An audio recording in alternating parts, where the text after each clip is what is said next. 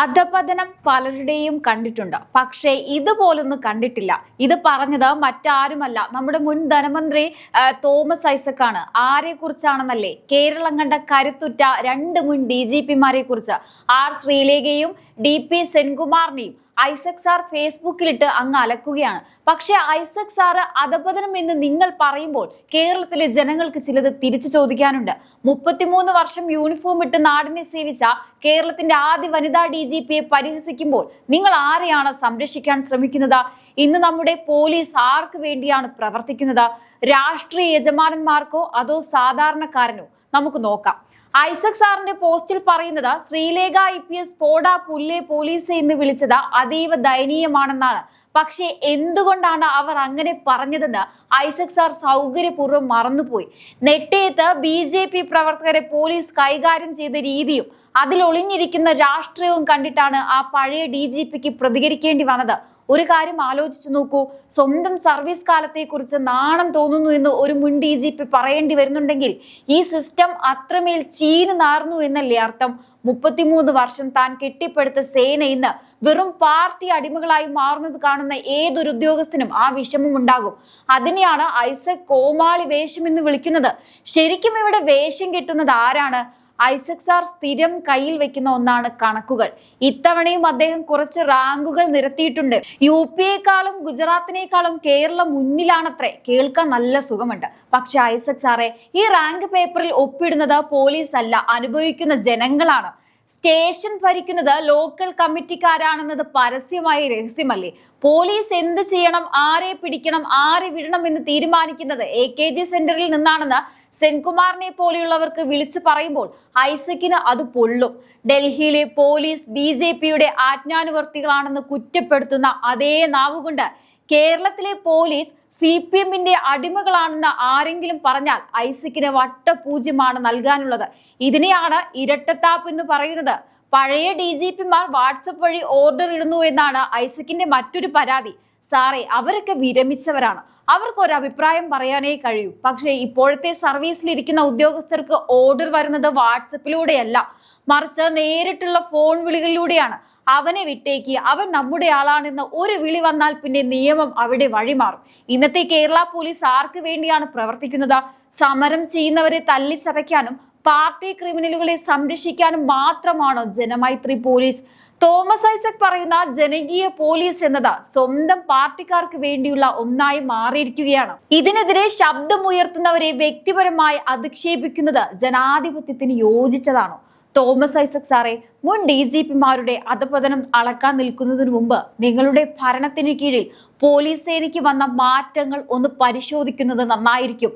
നീതി നടപ്പിലാക്കാൻ ശ്രമിക്കുന്ന ഉദ്യോഗസ്ഥരെ സംഘി എന്നും കോമാളി എന്നും വിളിച്ച് ആക്ഷേപിക്കുന്നത് നിങ്ങളുടെ രാഷ്ട്രീയ പാപ്പരത്തമാണ് കാണിക്കുന്നത്.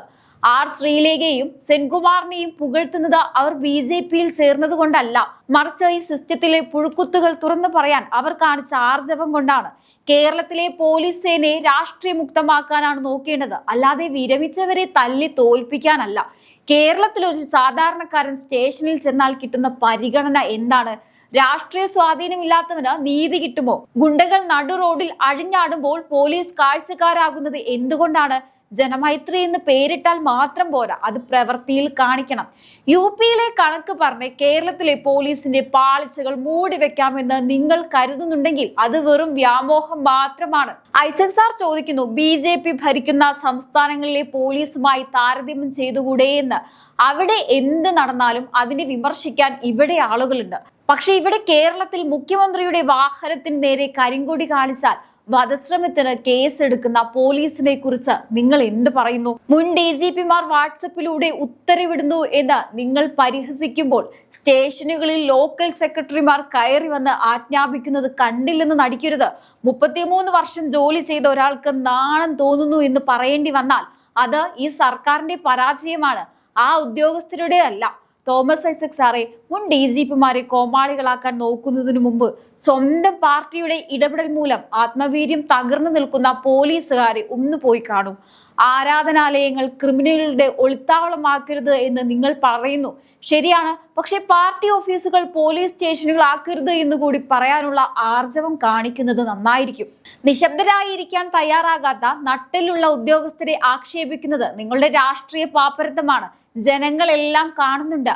ഐസക് സാറിന്റെ ഈ ഫേസ്ബുക്ക് കുറിപ്പിന് താഴെ വരുന്ന കമന്റുകൾ വായിച്ചാൽ അറിയാം ജനങ്ങൾ ആരുടെ കൂടെയാണെന്ന്. സത്യം പറഞ്ഞാൽ ഐസക് സാറിന് ഇങ്ങനെ എന്തെങ്കിലും ഒക്കെ കിട്ടണം. പണ്ട് ധനമന്ത്രി ആയിരുന്നപ്പോൾ കിഫ്ബിയും ഖജനാവും നോക്കിയിരുന്ന ആൾക്ക് ഇപ്പോൾ ഫേസ്ബുക്കിൽ പോസ്റ്റ് ഇടാനാണല്ലോ നേരം. നാട്ടിൽ എന്ത് നടന്നാലും അതിലൊരു കണക്കും കുറച്ച് പഴയ ചരിത്രവും കലർത്തി ഒരു പോസ്റ്റ് ഇടുക എന്നത് അദ്ദേഹത്തിന്റെ ഒരു ഹോബിയായി മാറിയിട്ടുണ്ട്. പണ്ട് GST കുറിച്ചും ബജറ്റിനെ കുറിച്ചും ക്ലാസ് എടുത്തിരുന്ന സാറാണ് ഇപ്പോൾ മുൻ DGPമാരുടെ അധപതനം അളക്കാൻ ടാപ്പുമായി ഇറങ്ങിയിരിക്കുന്നത്. ആ ടാപ്പ് കൊണ്ട് ഒന്ന് അളന്നു നോക്കിയാൽ നമ്മുടെ ഖജനാവിലെ വണ്ടി ചെക്കിന്റെ നീളം ഇതിലും കൂടുതൽ കാണാൻ സാധ്യതയുണ്ട്. നിങ്ങൾ എത്ര വലിയ ഫേസ്ബുക്ക് പോസ്റ്റ് എഴുതിയാലും അതിൽ എത്ര കണക്കുകൾ നിരത്തിയാലും ഒരു കാര്യമുണ്ട്, ഈ നാട്ടിലെ ജനങ്ങൾ പൊട്ടന്മാരല്ല. അവരെല്ലാം കാണുന്നുണ്ട്. ആരാണ് ശരി ആരാണ് തെറ്റ് എന്ന് തീരുമാനിക്കാൻ ജനങ്ങൾക്ക് ആരുടെയും സർട്ടിഫിക്കറ്റ് ആവശ്യമില്ല. ഐസക് സാർ എപ്പോഴും കേരളത്തെ സ്വിറ്റ്സർലാൻഡും നെതർലൻഡുമായിട്ടാണല്ലോ താരതമ്യം ചെയ്യാറുള്ളത്.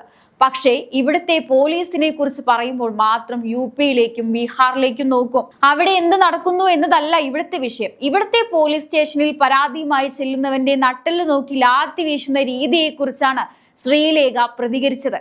അപ്പോൾ നമ്മൾ ഇത്രയും നേരം ചർച്ച ചെയ്തത് ഐസക് സാറിന്റെ ഒരു ഫേസ്ബുക്ക് പോസ്റ്റിനെ കുറിച്ചാണ്. പക്ഷേ ഇതിന്റെ ആഴം അതിലും വലുതാണ്. തോമസ് ഐസക് ഉയർത്തുന്ന വാദങ്ങൾ കേവലം രാഷ്ട്രീയ പ്രതിരോധം മാത്രമാണ്.